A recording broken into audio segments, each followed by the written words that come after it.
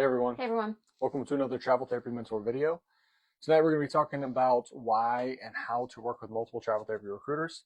A lot of new travelers getting into travel therapy, they think, okay, I'll find a company, a recruiter, I'll find all my jobs through them. That's not really the smartest way to go about it in our opinion. And we want to explain a little bit why we think it's a good idea to work with more than one company and recruiter. So Whitney's going to introduce us and then we'll jump right into talking about the topic. All right. Hey everyone. For those that may not know us, we are Whitney and Jared Kazaza, and we're both traveling doctors of physical therapy. We've been travel PTs since 2015, so we're coming up on 10 years of being involved in the travel therapy industry. Over the years, we have worked with dozens of different recruiters. We've mentored thousands of current and aspiring travel therapists. We answer a lot of questions about topics such as tonight's topic. So we've mentored a lot of folks on these types of questions about working with recruiters. If you are new to our page or to our channel, go back and check out some of the older videos and podcasts that we have done in the past. We've probably done a video on just about every topic you could think of related to travel therapy.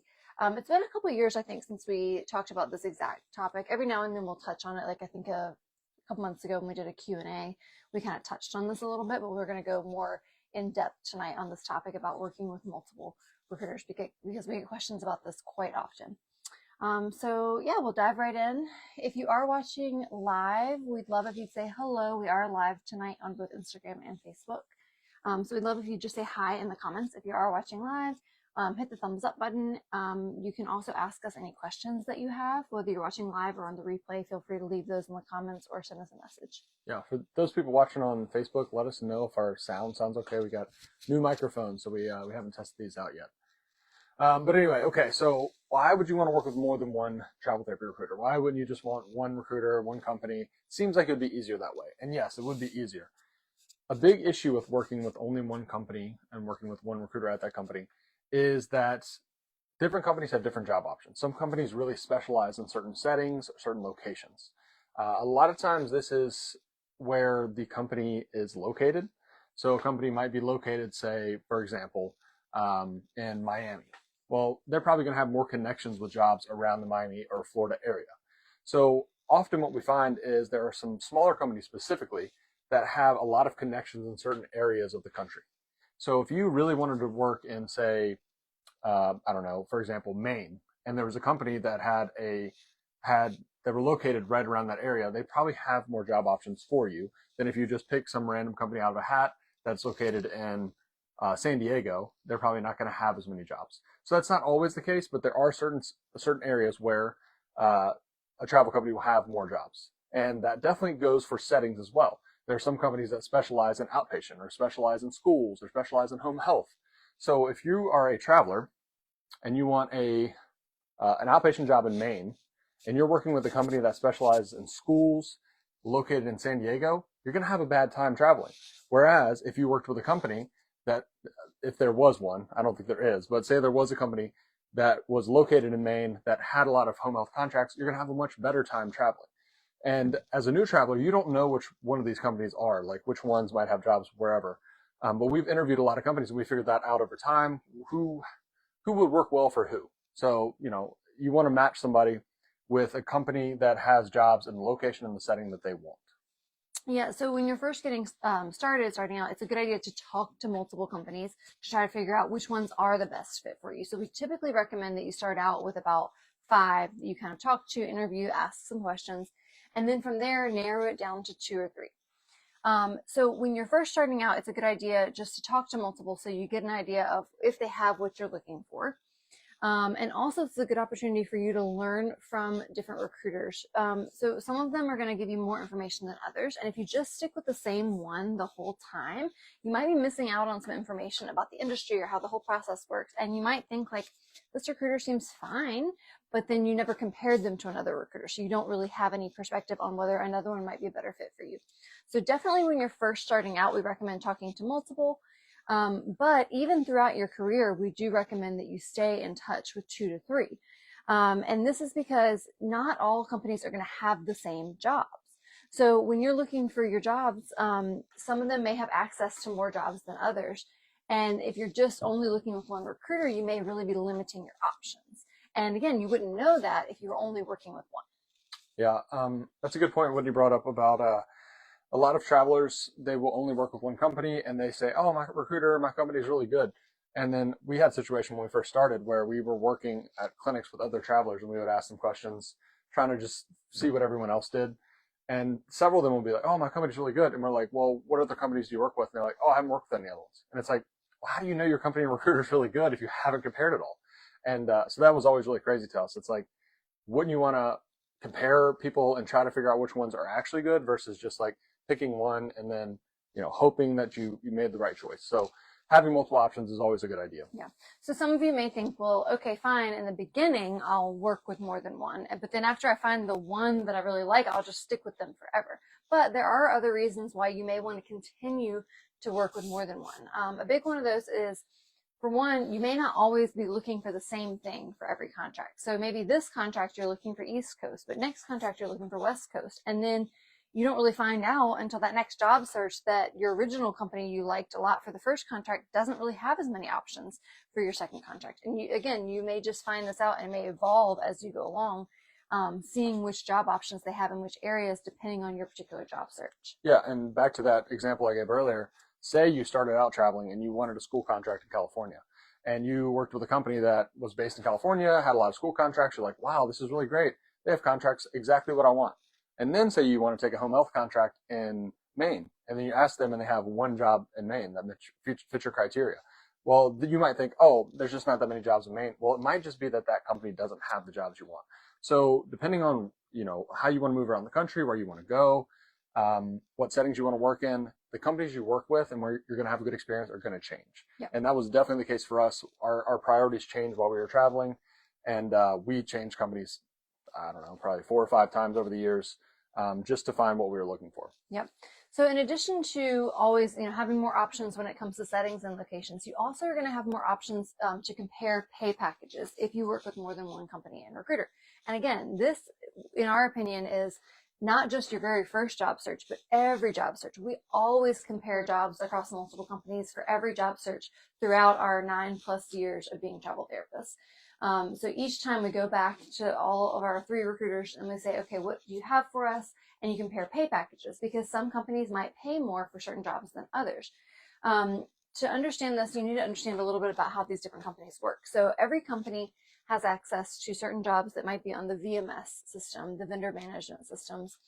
So it's like a database of jobs they might all have access to. But then some of them will also have exclusive contracts or direct contracts with different staff, different facilities that maybe another one doesn't have a contract with. So that's why they might have different job options. Now, why might they be able to pay different? Well, every company is structured a little bit differently. So depending on how big of a company, how many fees there are, they may have, higher or lower overhead. And again, if you're not working with more than one, then you're not able to compare and see like, oh, it does seem like this one actually tends to pay higher. Because when you first interview them, you just talk to them on the phone one time, they're all going to tell you they're the best, and they're all going to tell you that they pay high. But it's not really until you actively get into a job search that you can compare those pay packages.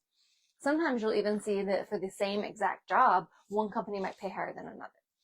So it's really to your benefit and to your advantage to compare job options and compare pay packages every single contract. Yeah, and that's a good example too, or a good point. You need to be in like a real world environment basically to really compare these different companies, because we go to conferences all the time and people will come up to the booth and they'll say, how do I pick a company or a recruiter here? And I'm always like, you can't. I mean, every company you talk to, every recruiter you talk to, they're going to sound great. They're salespeople. They're really good at talking to you. They're really relatable, personable.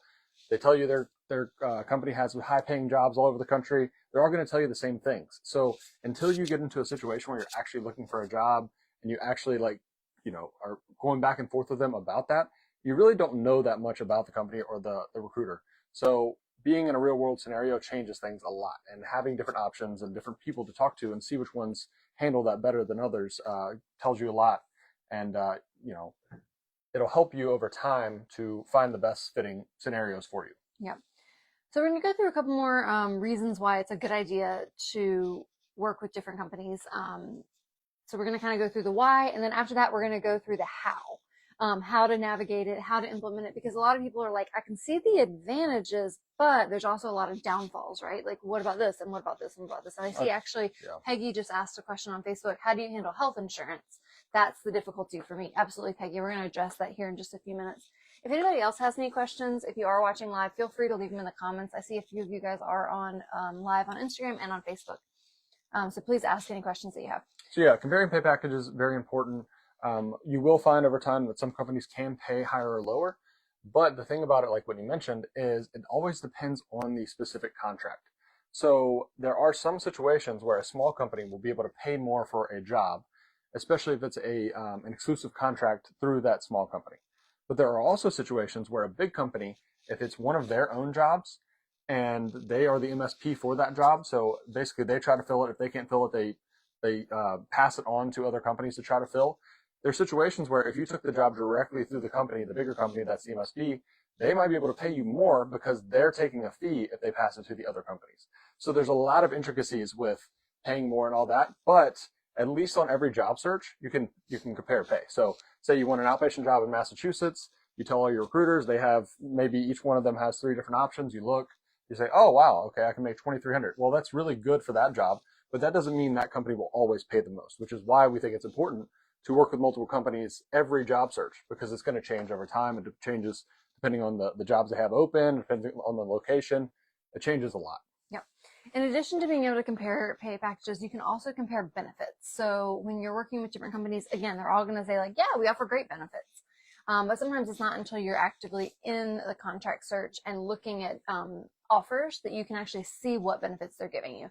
Now, in terms of benefits, of course, I do mean insurance, 401k, that sort of thing. They can give you a brochure up front for that. So you could decide probably before ever submitting to jobs which one has the benefits, that kind of benefits. However, there's other types of benefits too. For example, like in your pay package, they might be offering different reimbursements for CEUs or scrubs or different things. There are a couple companies that offer like some PTO days. So you can kind of, when you're actively in, like Jared said, the real world situation where you're comparing during a job search, you can kind of more directly compare the benefits that one company is going to offer you over the other and look at the whole pay package as a whole before deciding which one's the best fit for you. Okay, another reason that we found out over time, this is not something we ever would have realized when we first started, is that different companies, different recruiters, especially different recruiters, they mesh well with different people. So let's say that you have a friend that traveled maybe a year ahead of you in school, and you talk to them and they say, oh, I've got a great recruiter, I'll send you to them.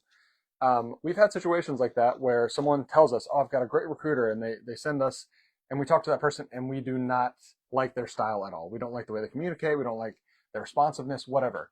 And the opposites happen. We've had recruiters that we've at this point worked with close to 100 recruiters, and we'll send some people to recruiters that we think are wonderful.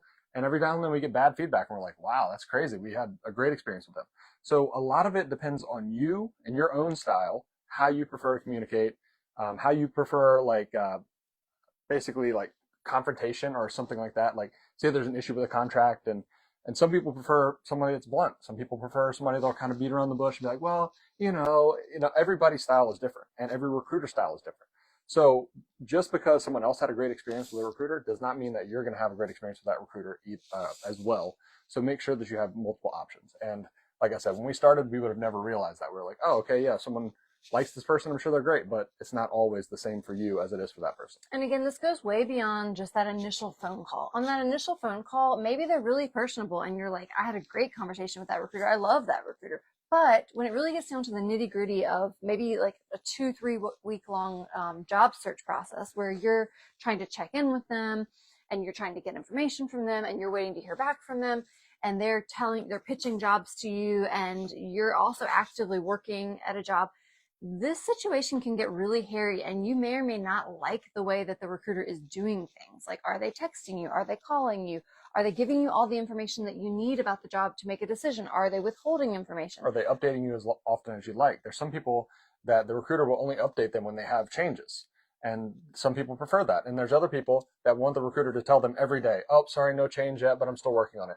So it just depends how the recruiter communicates and how you like for your recruiter to communicate. And in addition to that, there's just some ways that like companies will have something that they can show you, and some companies don't show it to you that way. So maybe some companies have a really nice format where they're like, I'm going to show you everything about this job that I have all the information. I'm going to send you this nice tailored email, every time I'm going to pitch a job to you, and it's going to show you the breakdown of the pay package and the setting and whatever. And then maybe the other recruiter just tells you the bare minimum in a text message, and you're like, I don't like that. I want to know more. Yeah. Or maybe not. But you're never going to know unless you're comparing across multiple recruiters of how they're pitching jobs to you, how they're relaying information to you, how their communication style is. The other thing is too, I think I kind of mentioned this briefly in the beginning of the video, is we've just learned so much about the industry from working with different recruiters, because again, every job search is going to be different. And so maybe during, one job search, you're finding out more about behind the scenes because the recruiter is divulging more to you. And they're explaining a little bit about like, well, this is the way that our company does it. And that thing that Jared said about the fees. Well, back when we started as travelers, new travelers, we didn't understand any of that stuff. But like, as you move forward and you work with multiple recruiters, the recruiter might explain to you, well, this is a direct job, so I have more control over X, Y, and Z. So I can actually, I'll call the clinic director and we can find out the information, and I'll send your resume directly to them. Or they might be like, oh, this is a VMS job, so the reason why the pay is a little bit lower is because we have a fee that we have to pay in order to access this job. Blah, blah, blah. So there's just so much you can learn from working with different recruiters. Yeah. And now the last reason, which actually might be one of the most important reasons, is, well, I'd say probably the job options is most important, but maybe second is some healthy competition between recruiters. I don't think when we started we understood that either, how important that would be. But as we've talked to more and more travelers over the years, we heard the same horror stories that all new grads and all new therapists hear about travel. Oh, it's so terrible. I got sent to bad facilities, all that stuff. What we realized as we talked to more and more people is the majority, almost every single person that we met in real life that had an issue like this, they only worked with one company. And they would say things like, my recruiter sent me to bad locations and didn't really pay me much. And we'd be like, what do you mean your recruiter sent you to bad locations? Like, you get to choose where you go. And, we never had that experience. Like, we told our recruiters, oh, we want to work outpatient in Virginia. Oh, we want to work outpatient in Massachusetts. But there are some travelers that will just go to a job fair. They'll talk to one recruiter at one company. They'll work with only that recruiter. And their whole experience of what travel is completely different than what we had. And they'll be like, my recruiter tells me where I should go next. Versus us, where if you have multiple recruiters, you dictate where you want to go and what you want to do. If you're dependent on one person, then they can really influence where you're going, what setting you go. And a lot of times it's not for your own benefit. I mean, there are some good recruiters, of course, that will push you towards certain locations that they think you're going to have a good experience in. But there are some bad recruiters that will push you towards settings and locations that they just need to fill the job and they just want someone to fill it. And you don't know if your recruiter is a good or bad recruiter. Like I said, they're all very personable. They're all really great. If you don't work with multiple, you don't know which ones might be trying to push you towards things for their own benefit versus pushing you in a direction that will be good for you. So you don't want to work with one company and just have that one recruiter sending you to places and telling you which jobs to take. Instead, it's much better to work with multiple, tell them what you're looking for, assess based on what they have available, which recruiter, which company you want to work with, also based on the style, what meshes well with you. And another reason that competition is important is say there's jobs in Massachusetts outpatient you're looking for, and one recruiter is like, okay, I've got this job for $1,800. Well, you have no idea. If you have nothing to compare to, you don't know if $1,800 is good or terrible. You have no idea. That's the only reference point you have. But if you have three recruiters and one says, I've got an outpatient job for $1,800, and another one says, I've got an outpatient job for $2,600, you're like, how could this be? And a lot of times it's not that one's trying to take advantage of you. That can be the case, but it could just be that that's a direct client. It's a really high bill rate and you can make a lot of money with that job, but you wouldn't know if you were only working with the company that had the $1,800 job. Right. And as part of that, as part of the competition, we're going to get into talking about how to navigate this situation, but we recommend that you do let the recruiters know that you are working with multiple. I will say there's kind of like there's a tipping point where it's a good idea to work with 2 or 3. It's not a good idea to work with like 5 to 10. Yeah. At that point, a lot of the recruiters are just going to be annoyed. You're going to have too much hassle. They may not even be giving you the time of day because they're like, why bother? They're working with 10 recruiters. However, if you let them know up front that you're working with 2 to 3 and they know you're comparing job offers, then that also helps decrease the chances that they're going to be lowballing you, because they want to be the one of the 2 or 3 that wins you over. And so hopefully they're going to give you their best offer up front. and not lowball you. So if they know that you're comparing job options with another recruiter, they'll be trying to give you their best pay package possible right out of the gate without even having to negotiate, because they know if they try to lowball you and say like, no, I don't know, the best I can pay you is $1,700, and then you're like, but this other recruiter says they can pay $2,000. Maybe, like we said, there's lots of factors. Maybe there's a reason why the recruiter can only pay $2,000, and then maybe your other recruiter will come back and say, sorry, I just can't, I can't.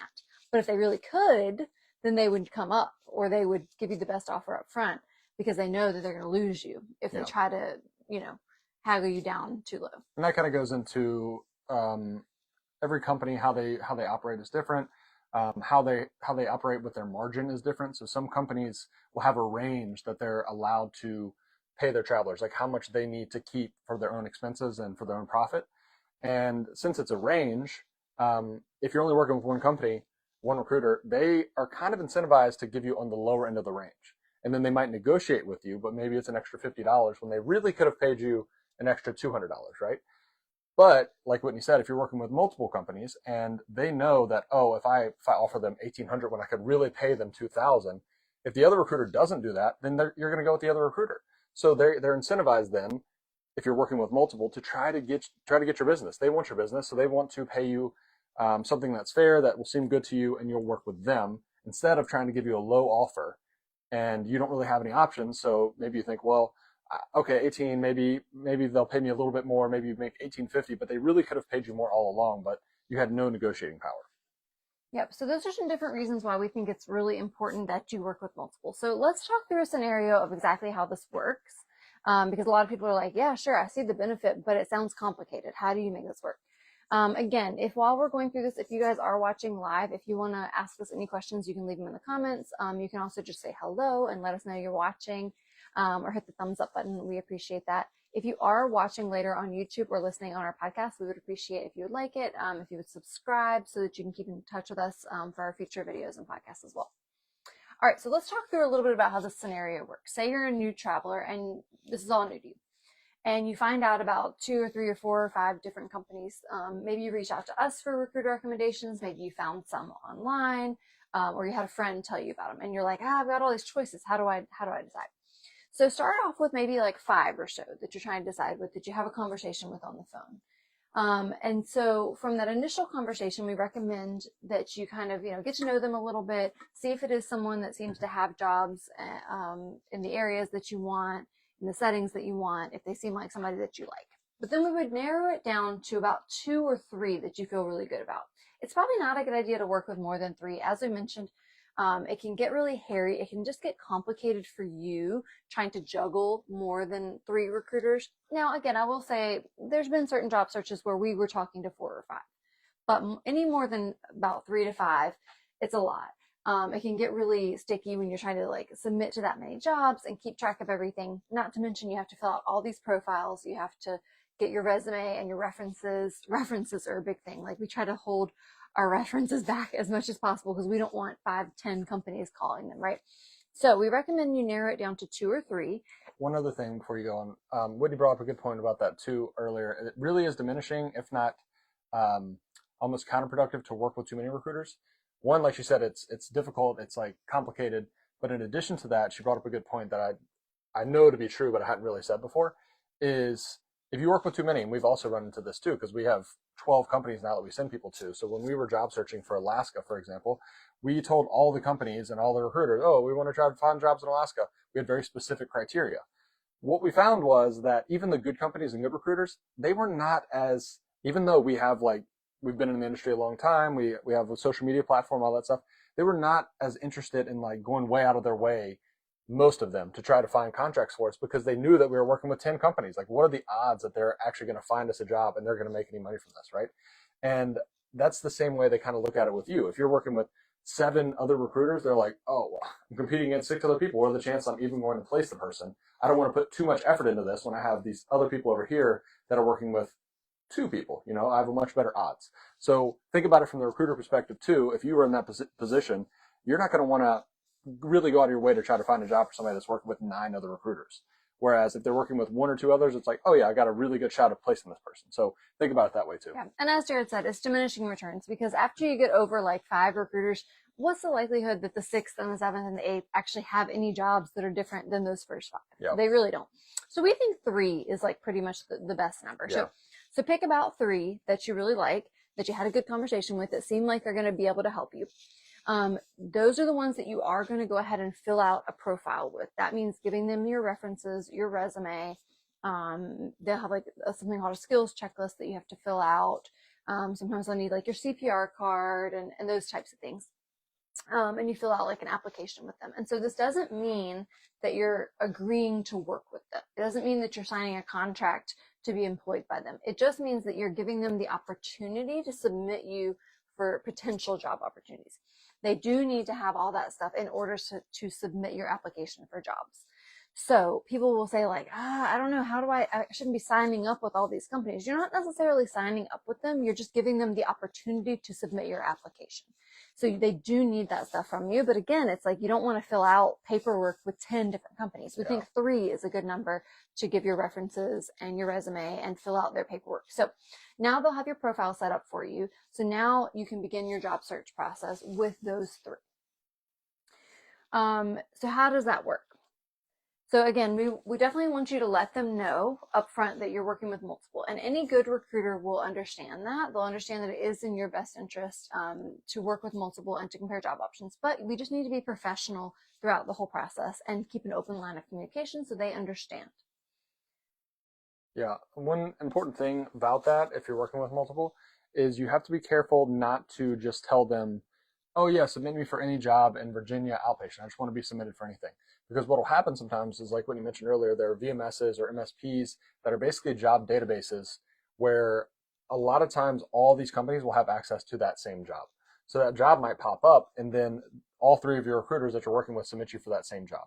So you don't want to be in that situation. So make sure that if you're working with multiple recruiters, to tell them like, hey, if something good pops up that sounds like something I would be interested in or what I'm looking for, text me first, and then I'll tell you whether or not I want to be submitted for. So just make sure that all your recruiters are not just submitting you for jobs for willy-nilly, because what will happen is you'll get submitted to the same jobs multiple times by all the recruiters. And so that is a very important aspect of working with more than one recruiter. Yeah, and in the industry, they call that blind submission. So tell them, don't blind submit me. Make sure to get my permission before submitting me to any jobs. So ultimately, you don't want to be double submitted by 2 different companies to the same job. You only want to be submitted by 1. So any negotiations that need to happen, or if you are trying to compare pay, so if you find out that 2 different your recruiters have the same job, first of all, you need to make sure it is the same job. So they might say, it's an outpatient in Boston. And you're like, well, my other recruiter also has an outpatient in Boston. So can you tell me the name of the facility so I can make sure it is the same or is not the same? Because maybe there's 2 in Boston and you want to get submitted to both of them. But if it's the same job, make sure that not both of them submit you. So sometimes in the beginning, they won't want to tell you the name of the facility until they know that you're pretty committed to them. This is another good reason why it's a good idea to have a relationship with the recruiters where they know that you're fairly committed to them. Even though you haven't said like, you're definitely the one I'm going to go to, I am talking to 2 or 3, at least they know that they've got your profile. You are actively letting them submit you to jobs. So they feel pretty good about giving you that insider information, giving you the name of the facility. So if you find that out, you're like, well, I need to compare and make sure, and you do find out that 2 recruiters have the same exact job, well, then ask them which one can pay more. And then you may choose to go with the one that can pay more. But we need to decide this before they submit you. Because what we find out a lot, we get this question all the time. Somebody gets submitted for a job with one recruiter. And then after the fact, they've already been submitted, maybe they've even already interviewed, the other recruiter comes around and says, oh, I can pay you more for that job. So now the therapist is like, oh, well, I want to go with the one that can pay me more. In our opinion, this is not a very professional way to handle this situation. It's very much frowned upon because the first recruiter has already submitted you. They've already communicated with the facility for you. They actually submitted your application. They went out of the way to do all the work, get you the interview, do all of that. You should not take that opportunity away from them now and go to the other recruiter just because they can pay more. Yeah, and in addition to that, I mean, paying more is very subjective. I wrote a lot about this probably 4 or 5 years ago about how it's very difficult to compare apples to apples pay packages. There's recruiters that will tell you, oh, I can pay you $2,000 a week, but then they don't include any reimbursements in that. So then you're like, okay, oh, 2,000 a week, that's more than I can make with this other company that was going to pay 1950. But the other company paying 1950 had reimbursements included in the pay package. So it's like, then once you compare it all, it's like, oh, it's actually the same. So, if it's a small amount of money, you definitely do not just like jump from one recruiter to another recruiter, because a lot of times there's other benefits and other things that account for that difference. There's a lot more than that. Things like reimbursements and like completion bonuses, all of these things that some companies will include and other companies won't. So sometimes when you're looking at, oh, weekly pay this, one might look like it pays more, but then when you actually factor everything in, it's not as much as you think, or sometimes it's not even more at all. So be very careful just looking at weekly pay numbers and then making conclusions based on that anyway when you're working with more than one company. Yeah, so if you do find yourself in that situation and you've already been submitted to a job and maybe even already interviewed for the job with company A, but you find out company B can pay more. In our opinion, what you should do, because it sucks, right? You're like, I want to get paid more. You should go back to company A and say, hey, I found out that the other company could pay more. I do want to, stick with you. I appreciate the effort that you've gone through. I want to maintain professionalism with you. But could you match the other offer? It doesn't hurt to ask. And maybe they can. Maybe they can try to come up a little bit. But there could be situations where they're like, I can't. But again, you want to look at those other things in the pay package that Jared's talking about, where there might be other reasons why they're not paying more in the weekly pay because they're paying more at this other place. Yeah, things like guaranteed hours, guaranteed stipends, all of those things also play into how much money you're actually going to make on a contract. It certainly doesn't hurt to ask, though. See if they could at least come up a little bit. Maybe they could play with the margins a little bit, do something there to help you out. I will say though, there are some travelers that just don't care about any of that, and they'll just leave the first company behind and jump over to the second company because they can pay them more. Realize that if you do that, there are risks. For one, you're probably most likely going to burn the bridge with that recruiter and that staffing company. They're probably never going to work with you again because that's not the way that they like to do business. So, and maybe you think, oh, that's not a big deal. This one can pay more anyway. That does not always mean that in future job searches that will still be the same situation. Like I said, maybe this is a one-off thing where they have an exclusive contract in that area and the other company doesn't. But in reality, the other company usually can pay more. And so you're burning the bridge with the company that would really be able to pay you more in the future, but now, you've already switched to this other company. So yeah, be very careful with just like willy-nilly jumping from company to company. Oh, I don't care if I'll never work with them again anyway. Because there's situations where, maybe you really want to go to Anchorage, Alaska in the future, and this company that you burned 3 years ago is the only one that has a job. And you're like, oh man, so just be careful with that kind of stuff. And we truly have heard of travelers being blacklisted. Like they call it like DNW, do not work with. They have a list for that.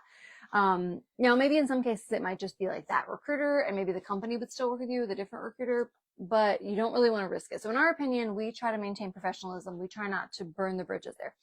However, say that you're just like, I don't care about that company. It was a new recruiter that I was talking to that I never even talked to before. I'm done with it. I'm just going to go with this other one, right? Maybe that's okay, but also keep in mind that the facility may not like this either, because the facility may already have a contract with company A, but not with company B, or they may have already, gotten too deep in the process where they would like to just stick with what they've already got your application through company A. They've already done the initial phone call all that through company A. So maybe the facility prefers to stick with company A and they don't even want you to switch to company B. So keep that in mind. Sometimes they could just get frustrated and say, we're just going to go with a different candidate because you're causing too much hassle. Yeah, especially if they have a lot of other candidates. If it's a very desirable job, you have to be careful of that because they're looking for reasons to weed people out. So if it's a situation where you have 3 different companies submitting you for the job and they have 10 other applicants, they're like, all right, well, get rid of this person. I'll just look at these other 9. Yeah. So we highly recommend that once you agree to be submitted to a job by one company, that you stick with that company and you don't switch.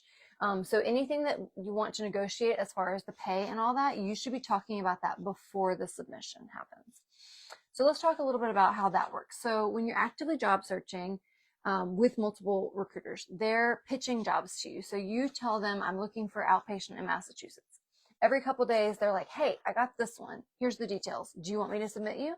And you're like, no, I don't think so. That one doesn't sound good. Let's wait till the next one comes along.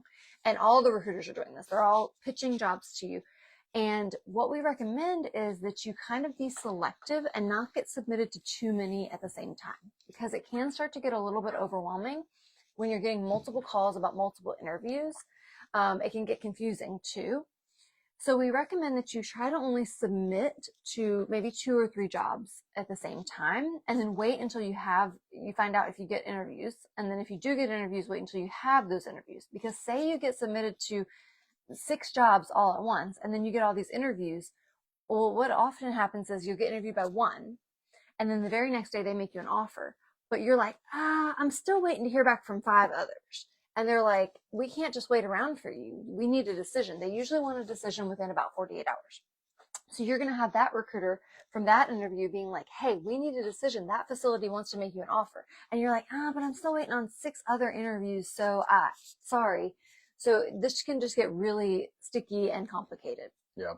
And what's happened to us in the past when we did get in those situations is like your first interview might not be with your top pick. So then you interview and it sounds okay, but you have another one that you might really be interested in. So then you're like trying to keep this one stringing along. But sometimes what happens is now they don't want you at all. They go with a different candidate. And now you interview for the one that you did like, and it's not as good as you think. And you're like, oh man, I wish I'd taken that one. So just be careful with that because it does get confusing and it can be stressful. Yeah. So, I mean, you can leave them waiting for a little while. And especially if the job market is in your favor, if you know they don't have a lot of other candidates, we have left a job waiting for like a week before. But most of the time, they want you to give them an answer within about 48 hours. So you kind of need to be prepared for that. If you agree to go for the interview, to have the interview, realize if they make you the offer, you need to be ready to say yes or no within about 48 hours. And you may not be able to wait around for these other 5 or 6 offers. So in our opinion, it's probably best to only be submitted for 2 or 3 jobs at the same time. So it just doesn't get too complicated. Yep. Okay. So often people want to know, okay, I'm working with 3 companies, 3 recruiters. One of them has a job that I really want. Interview sounds great. Now I want to take this job, but what do I say to the other 2? It's not a huge deal. Like if you're working with, especially any recruiters that we would send you to, every recruiter that we work with knows that you're working with multiple recruiters. Everybody that contacts us, we send to 3 different companies that should work well for them, 3 different recruiters. So they're going to know, they're going to be like, okay, you just say like, hey, I found a job that seems like it'll fit me really well. Thanks so much for your help. I'll be in contact for my next job search. And almost every recruiter, if they're a decent recruiter, they're going to say, okay, great. Glad you found something that works for you. I'll contact you again in 7 or 8 weeks about the next job. And it's that simple. It's not like this thing where they're going to be all mad at you. If they are all mad at you, then that's not someone you want to work with because that person is not understanding the long game of travel therapy. Like not every job is going to go your way as a recruiter. Sometimes you're not going to have the job that the person needs. And so good recruiters understand that. If they do get upset about it, then that's not somebody you want to work with anyway. So you just tell them, hey, I really appreciate it. Thanks for all your help. Because realize that if they put in several hours and you don't work with them, they're not making any money from you. So definitely be nice about it and say, I'd love to work with you in the future on future job searches. And just be nice about it, be professional, and all recruiters will understand that. Yep. And so when it comes around for your next job search, you just get back in touch with your team of recruiters, your go-to 2 or 3, and say, hey, I'm ready to search for my next job. What do you have for me this time? And again, I know a lot of people prefer to stick with just one recruiter. And in the past, we're going to talk about some potential downsides, some reasons why it might just be easier to stay with one recruiter. In the past, we did have one that would usually be like our favorite, who we would, if all things were equal, we would prefer to just stay with that one because it was just easier as far as benefits and that kind of thing. And that's fine. But we still always go back and let our other 2 or 3 know, like, hey, we are looking again. Do you have anything for me? So yeah, usually about halfway through one contract when we started to look for the next, like if we were going to be doing them back to back, we would go back to our team of like 3 recruiters and say, hey, here's my new search criteria. What options do you have for me this time? Yeah, and there was definitely situations where the company that we preferred to work with just didn't have any good options, and we switched because of that. And I think that's really what makes sense. Like, yeah, if you have a company you prefer, taking a lot of contracts with, great. If they have something that works for you, but if they don't, you want to have other companies and other recruiters looking for you for jobs that do fit you well, because it's much better for you to switch companies and switch recruiters to have a job that is really good for you than to stay with the same company and take a job that's not good because 13 weeks, you can do anything for 13 weeks, but sometimes it's a lot harder, especially if you're taking, like a mill outpatient job that you're really going to hate. So be mindful of that. Not only that, but when we talk about comparing pay packages, if you weren't working with, a second and third recruiter and you were leaving money on the table, you could find out, you may not have found out, well, maybe the third recruiter had a job that was paying $500 more per week. That's a lot of money over 13 weeks that you were leaving on the table because you weren't comparing offers. Yep. All right, so we're going to go through some of the potential negatives, some of how this might work when it comes to insurance and things like that. Again, if anybody has any questions that's watching live, we'd love if you just leave them in the comments and we'll answer. I know that we have a few comments. Looks like there's a couple other questions, not particularly about this topic. We're happy to answer any other questions as well at the end. Yep. Okay, so potential downsides, like we got a question earlier about health insurance. Yeah, that's definitely one of the downsides. So every time you switch companies, remember that you're only on contract. You only work for this company during your contract. When you're switching between contracts, you have issues, one, with coverage between contracts. Say you take a week or two off. Well, now it's difficult because you're not covered by the same company. Once you end your contract with them, if you're not taking your next job with them, you're not covered in that gap between.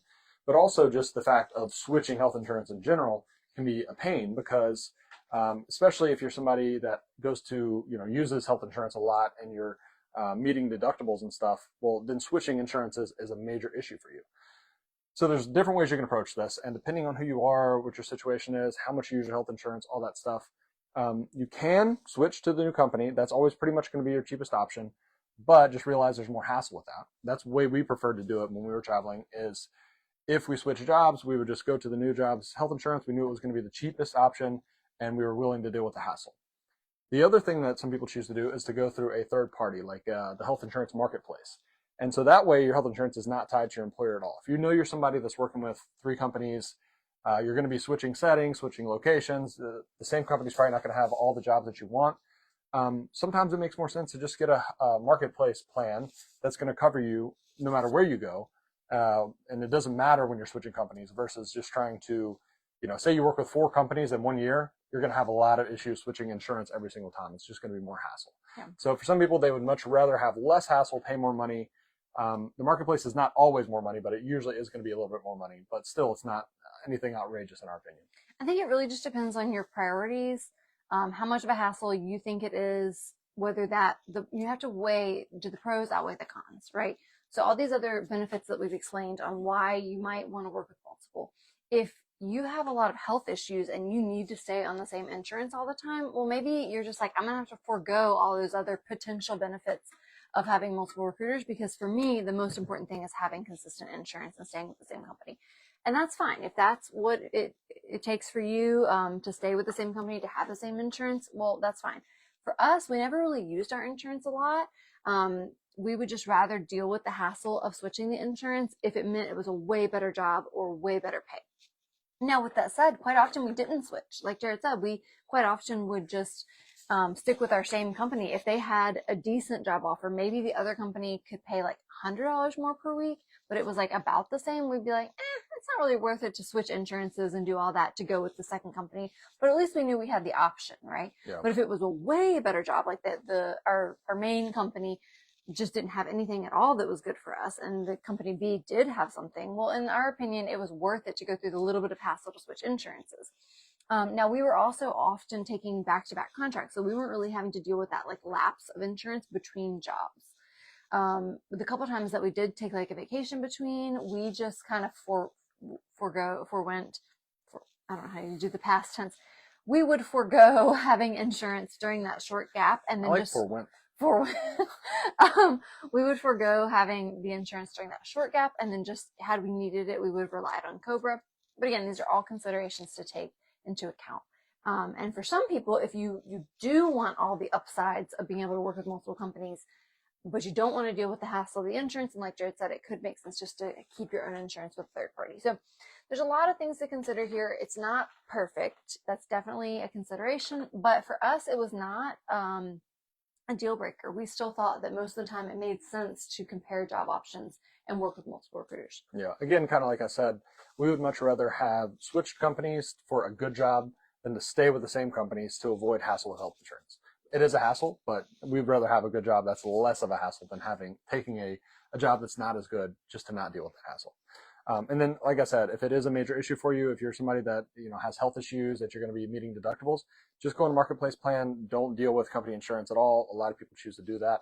Or not a marketplace plan. There's some states that will allow you to go through a third party health insurance company, find something that way, and just don't deal with the company insurance at all. Yep. So there are options there. Definitely something that you need to consider and weigh for yourself what makes the most sense for you personally. Now, Okay, so another thing that some people have issues with, or they have questions about switching companies, is 401ks. And honestly, when I first started traveling, I thought it was a huge deal. I wanted to max out my 401k every year. That was a big deal to me. Now, I would say it's not nearly as important as I thought it was back then. There is same thing with health insurance. There's more hassle. Almost every company has a 401k plan. So if you want to contribute to your 401k, what we would recommend now is just open a new 401k with each company. And so say you have 3 companies, you take jobs with all of them, you have a 401k through each. You probably end up going back to those companies anyway. You don't need to close the 401k when you leave the company. You just go back on a future contract and you keep contributing to it. And then when you're done traveling, say 5 years from now, you take those 3 401ks, roll them all over into an IRA, and there's no real big issue there. Or you can do, say you're working with mostly one company, you just sometimes take jobs with the other 2. You can have a 401k with just that company, and when you take contracts with them, you try to max out your 401k, or you put whatever you want to put into it during those contracts. And then when you have the jobs with the other companies, just don't worry about a 401k. So we did that for a while. We were trying to max out our 401ks really early in the year, say like in the first 3 to 6 months of the year. And then so the second half of the year, if there was another company with a really great job, okay, great. We can move. We don't have to worry about 401k. It's not a big deal at all. So I would not let whether or not a company has a great 401k plan or whatever, I wouldn't let that really influence you much, because it's not like you're picking them to stay with them for 30 years like you might with a permanent job. You might take 5 contracts with that company and you can always roll it over later. So you're not making any big commitment. yeah, and the whole thing with their matching, did you go into that like with the No. so for a while, our main company that we wanted to stay with, like our number one company, part of the reason was we liked them. Part of the reason was if they had a decent job, we didn't want to switch insurance. Part of the reason was we wanted to stay with them because we wanted to keep contributing to our 401k in order to get into the 3-year mark where we could be fully vested in their match. Looking back, that probably wasn't as important as we thought it was back then, because we could have missed out on making higher weekly pay by switching to some other companies in order to hang around and get the match. And again, 3 years is a long time. So a lot of them have, if you're not familiar, in order to keep the full match, they have what's called a vesting period, where you have to work with them for a certain number of contracts or a certain number of years in order to even keep the match. Otherwise, you don't get the match at all.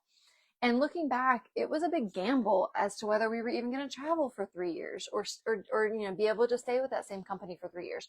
So we probably shouldn't have relied on that, and you probably shouldn't either. So if you're like, well, I want to get the match, well, your life could change drastically in 3 years, and so you may never get that match. So don't worry about the match; just worry about the contributions. Yeah, I would not worry about that at all. And to go back to our example, a lot of companies, the way it works is it'll be like you get a 3% match after you work with us for 3 years, at least 1,000 hours per year. So they're basically wanting you to work at least 2 contracts per year with them for a 3-year period. And so you think like, oh, 3%. But remember that 3% match is only based on your taxable pay. So it's already not that much money. And if you miss out on even an extra $100 a week on one contract, it'll offset that entire match for that whole 3-year period. And the reason I know that is because we did get vested with one of our companies. And I was like, oh, this is so cool. And I went and looked at how much it was. It was like $940 for working, 3,000 or 4,000 hours with that company. And so I was thinking like, oh man, maybe there were situations where we ended up staying with them because we wanted to get this 401k vested match, when in reality we could have made $100 or $200 a week on a contract with a different company. It's like, it's just not worth it. It's not like, don't go out of your way. If it works out and you have a great company and they have a match and you stay with them for 3 years, wonderful. But if it's like, you're really letting that dictate your decisions, do not do that, because it's just not worth it monetarily. I will say one other hassle when it comes to 401k. If you're really trying to contribute to 401k, but you're hopping around from company to company, some of them don't let you start contributing right away. So that can be a negative, because it's like if you only take one contract with them, you may not even be eligible to contribute on that first contract. It may not be until after you've worked with them for 6 months that you can contribute at all. So for some people, they're like, well, that's a waste, because if I'm just hopping from company to company, I'm never going to get to take advantage of any of their 401ks. I will also say that, again, it depends on your priorities. If you don't have that much that you're setting aside for contributions, just do an IRA. Now, for us, we did really care about it because we were heavily investing. We were heavily saving and investing early in our careers. We were saving 75% or more of our income in order to reach financial independence. But that's extreme. So we were wanting to max out both our IRA and a 401k. But if you know that you're only setting aside a few thousand a year into savings, just worry about the IRA and don't worry about the 401k at all, because there's more hassles in dealing with whether or not you're eligible with these companies. For sure. Okay, so another downside, we already touched on this a little bit, but it makes your job search a little more complicated. Usually worth it, but having 3 recruiters say, "Oh, what about this job? What about this job? What about this job?" When you're already working a contract or you're already working a perm job or something, definitely harder than just one recruiter saying, "I've got this one job or these 2 jobs."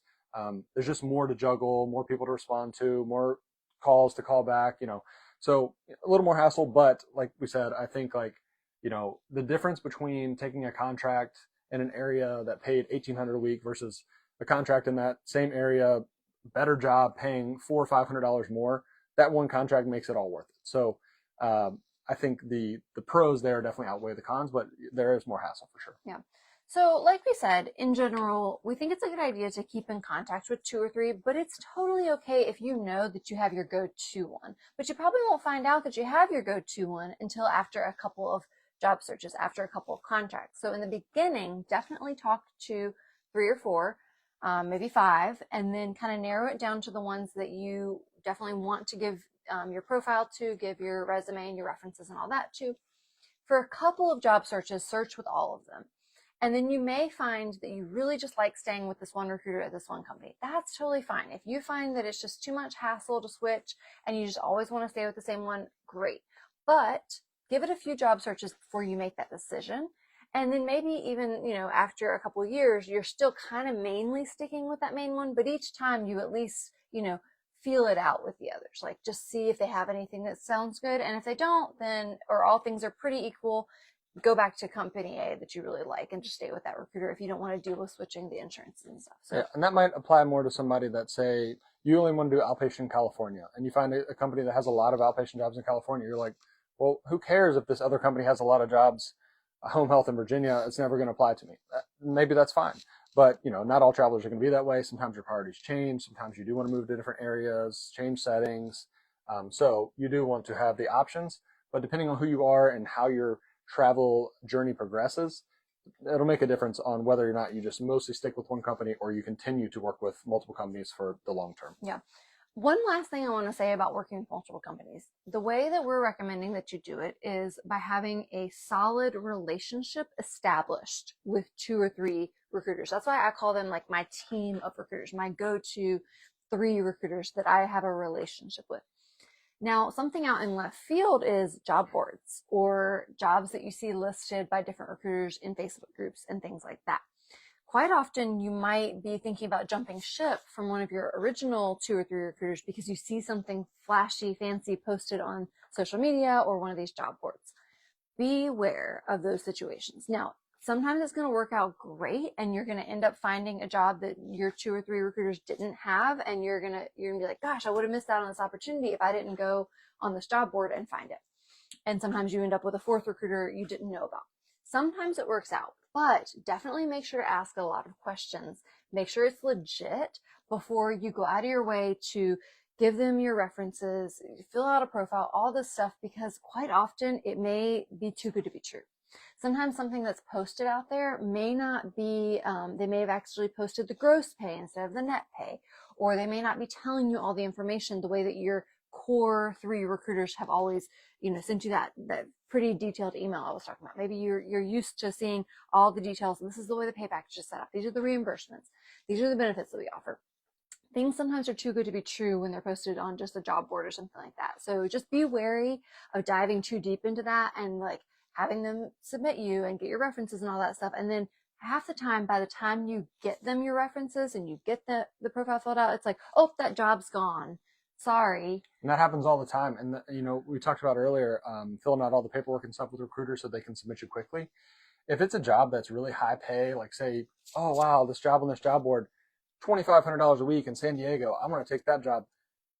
There's a lot of other people that are looking at a job saying the same thing that already have all of their paperwork in. So by the time you contact the recruiter, you send them your references, you do all that stuff, the job's going to be gone, and then you're back to square one. Now with this new person that's like, oh, but I have these other jobs, and it's like, okay, well, I was interested in that job. So just be careful. Sometimes the jobs are already full. Sometimes the job doesn't exist. There's a lot of bait and switch on these job boards. So be very careful about just like hopping all around. Or sometimes it's a sketchy company or a sketchy recruiter. You just don't have any idea. You're just looking literally at the job, the pay, the location, and you're hoping that it works out. So we see people get burned by that pretty often. So just be careful. Yeah. And so definitely, especially too, like if you see posted online, oh, they say they can pay so much more. And then you had your core 2 or 3 recruiters that you've built a relationship with. And you're like, well, this other company says they can pay $100 more. So I'm done with you. That's a bad way to handle this situation because again, there could be more to it. Don't jump to conclusions. Of course, you can compare offers and come back to your core 2 or 3 recruiters and say, hey, I did see this one posted online for this. Is there any way you can match that or whatever?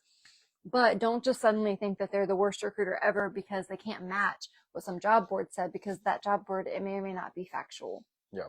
Now, I'm not saying that all job boards are bad. We have a hot jobs list. We connect people with recruiters for that. And we sometimes search on Facebook, for jobs and groups. There can be some benefits to that, but just be wary and make sure that you ask the right questions and don't be quick to just give them your references to call and all that. For sure. Until you make sure it's legit. Some of these jobs, we know this for sure on like Indeed and things where sometimes people look for jobs. Companies and recruiters will list jobs that they don't even have anymore that are just like cool locations just to get people's contact information. So yeah, be very careful about who you're giving your contact information to because then you're going to get contacted for the next 10 years by this company that you didn't even ever want a job with just because they posted a job they didn't have to get your information. So just be careful. Yeah, so we do recommend kind of going, the old school way, having the relationship with your core 2 or 3 recruiters that you have been recommended to. Whether it's through us, we can offer recommendations from recruiters that we've personally vetted, whether it's through a friend or a colleague who has recommended that company to you, or you've taken your time in advance to interview them and make sure they're a good company, make sure it's a good recruiter, and then you decide to fill out a profile with them and then conduct your job searches with them. We think that's overall the best method to have a good relationship.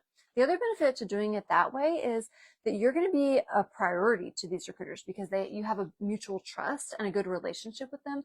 So when you go through your job searches, they're going to want to give you priority and go out of their way to help you. Maybe it's 5 o'clock on a Friday and a job comes through and they're going to stay late to try to get you submitted to it. Or maybe they have a few other travelers that they're talking to that are kind of also interested in that cool San Diego job, but they're going to try to put your resume in first because they're going to give you priority because you have a good relationship. There's so many reasons to have a strong relationship with recruiters instead of just hopping around to different ones. Yep. All right, let's go through some questions. Yep. If anybody has any questions, feel free to leave them in the comments now. All right, so Peggy had asked about how do you handle health insurance, so I hope we covered your question there, Peggy. On Instagram, I think it's Tim says, not gonna lie, I always roll my eyes when I get promoted accounts and ads for this stuff. My phone randomly opened the stream and it's been very insightful. I appreciate your info. Thanks for your time. You are welcome. Thanks. Glad it worked out. Yeah. Juan says, hi, nice advice. Thanks, Juan. Hope you're doing well. So on Instagram said, opinion about working in big cities such as Chicago, LA, or New York. I mean, it's not for us. We definitely try to avoid big cities, but I mean, there's obviously a lot of people that do enjoy living and working in big cities. There's a decent amount of contracts depending on what city you want to go to. Like there's less in New York City. There's a lot in Chicago. There's a decent number of contracts around LA. So it just depends on the city, depends on what you want. But you just have to remember cost of living is going to be higher. Pay is not always going to be high enough to offset that higher cost of living, which is why we've definitely tried to avoid cities mostly. We would much rather work somewhere where the cost of living is low and the pay is moderate so we can save more money versus working somewhere where the pay is moderate to high, but the cost of living is really high. So just keep in mind things like commutes are going to be more difficult, cost of living is going to be higher. But yeah, if you're the type of person that wants to work and live in a big city, then there's lots of contracts available. We almost never see them in New York City, but definitely Chicago and the Chicago suburbs, LA and the LA suburbs. But New York City, we almost never see them, unfortunately. Yeah. Madison says, hey guys, thanks for the info. Good to hear from you, Madison. Madison says, I've seen people stay with the companies that they get paid vacation incentives or other incentives. Should we ask the recruiters about this if we are looking to renew, or do you have any experience with this? So paid vacation. So there are very few companies that will offer PTO days. Typically in travel therapy, there's not an opportunity for PTO. You basically just have to save for your own time off. In our opinion, those companies that are offering PTO days, they're probably just basically setting aside money from your contracts to pay you later in order to pay PTO. We definitely know of a couple companies that kind of offer PTO, but when we've compared pay packages with them, they pay a little bit lower each contract. So the money has to come from somewhere. So if they're setting aside that money in a bucket somewhere to pay you later, why didn't they just pay you up front? Is our opinion. Yeah, and also keep in mind things like vacation days. Almost always when companies do that, they're just going to pay you for your taxable portion of that pay anyway. So say like you work a contract and they give you, some companies will do like 2 PTO days. Well, if you look at the taxable portion of your pay, how much it is, and you factor that out, that's a benefit of like say $200 or $400. It's really not a huge amount of money anyway. So don't, just kind of like the 401k match we talked about. Don't let something like that determine whether or not you work with a company. Instead, if it just so happens that they have a job that's really good for you and decent pay and everything, and they have that benefit, great, take it. But I would not at all just like try to go with a company just because they had 401k match or PTO days or tuition reimbursement, like all these little marketing things, because that always comes out of the same pie. It just means a little bit less money on your weekly pay that gets shuttled into this other thing.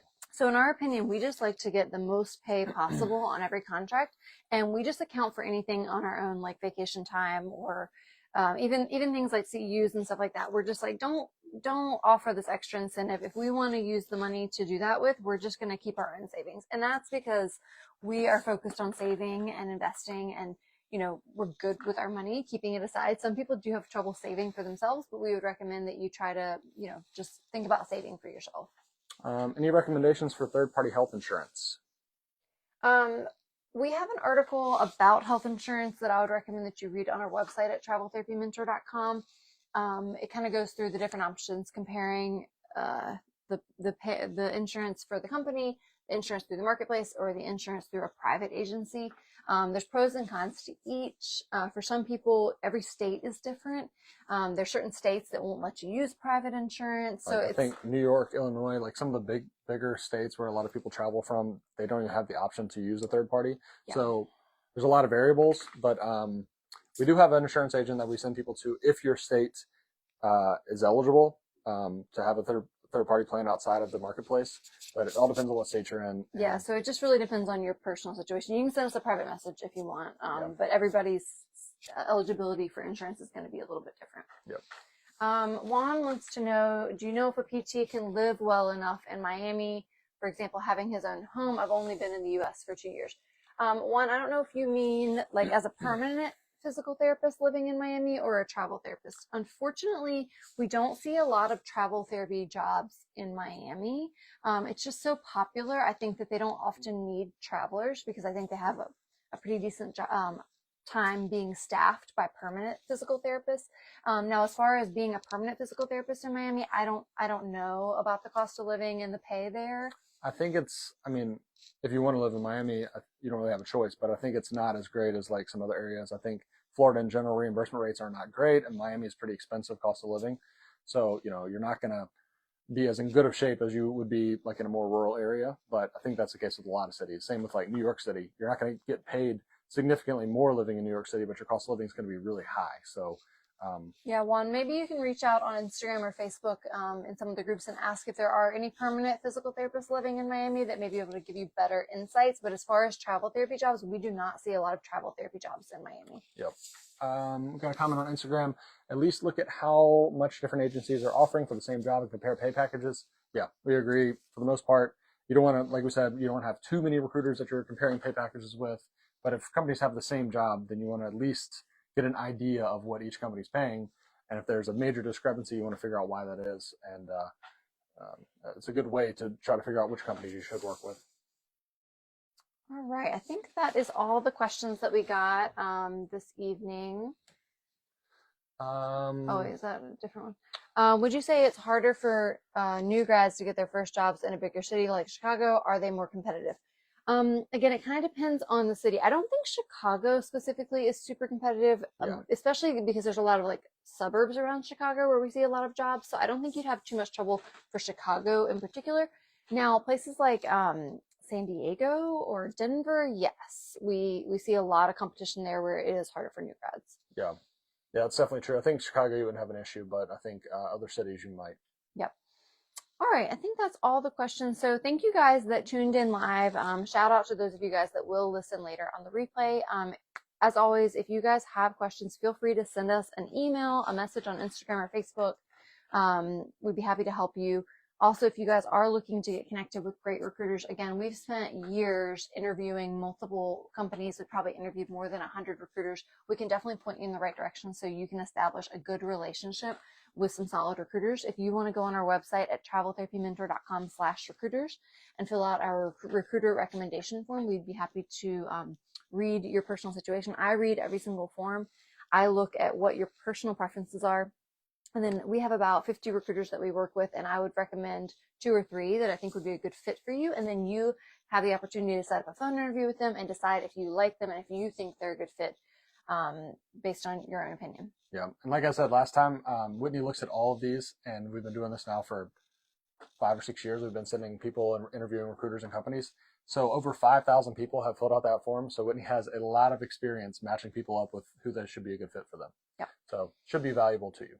All right, so reach out to us if you have any questions, and hope you guys have happy holidays. Our next video will be our end of the year giveaways. It's hard to believe it's less than 2 weeks till the end of the year, so probably most likely on the 31st, sometime around the 31st, we'll do our end of the year giveaways on a live video.